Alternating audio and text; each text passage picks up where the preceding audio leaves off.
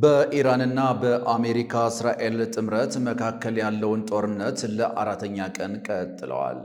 ቻይና ለኢራን ወታደራዊ ድጋፍ እንደምታደርግ የሚገልጹ ሪፖርቶችን አስተባብላለች። ፑቲን በመካከለኛው ምስራቅ ውጥረት እንዲረግብ ሁሉንም የተቻላቸው ጥረቶች እያደረጉ መሆኑን ክሬምሊን አስታወቀ። ከእስራኤል ጋር የተደረገው ስምምነትና ክልላዊ አለመረጋጋት በሶማሊላንድ የበርበራ ወደብ ላይ አሉታዊ ተጽዕኖ ሊያሳድር ይችላል ተባለ።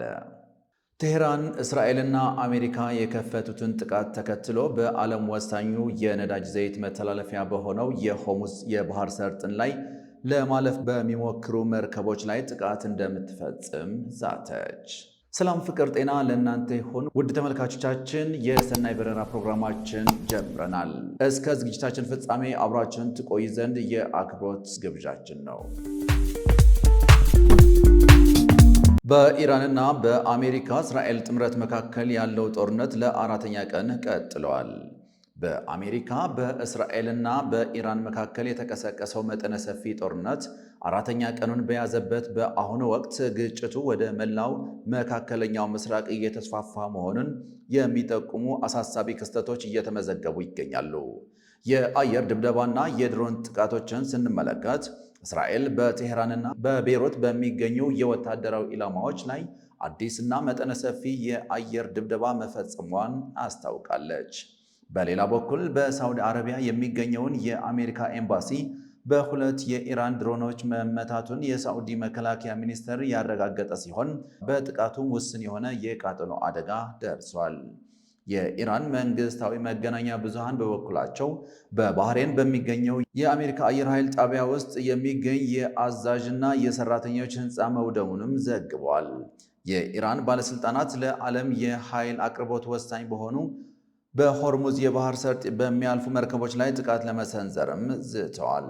በዚህ መስመር ለማለፍ በሚሞክሩ ማንኛውም መርከብ ላይ እሳት እንለኩሳለን ሲሉ አንድ ከፍተኛ የኢራን ባለስልጣን ማስጠንቀቂያ ሰጥተዋል።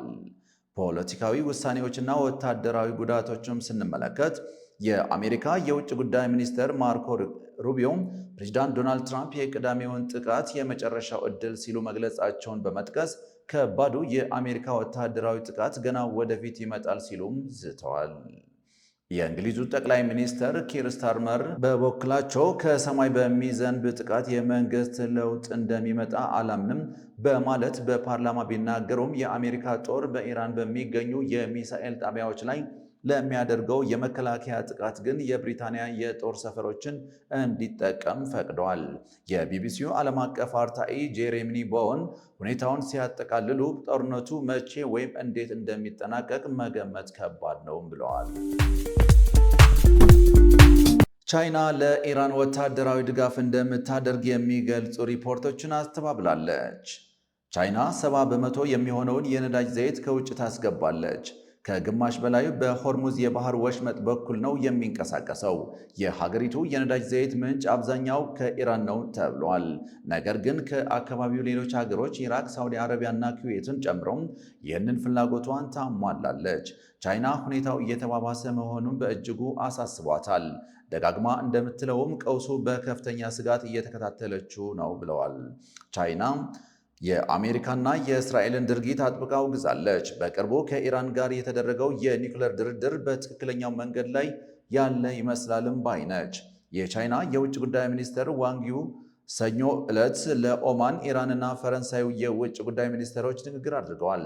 በንግግራቸውም አሜሪካና እስራኤል ይህንን ዲፕሎማሲ ሆን ብለው በማዛባት ክልሉን ወደማይቀለበስ ቀውስ እንደከተቱም ደምድመዋል። ቻይና የተኩስ አቁም ስምምነትና ወደ ድርድር ጠረጴዛው መመለስን በተመለከተ አሁንም ጥሪዋን ማስተላለፍ ቀጥላለች። ቤጂንግ በጉዳይ ላይ ባወጣችው መግለጫ የኢራንን መንግስት ወዳጅ ብላም ጠርቷለች። ኢራን ግዛቷንና ፍላጎቶቿን የመጠበቅ መብቷን እንደምትደግፍም ግልጽ አድርጋለች።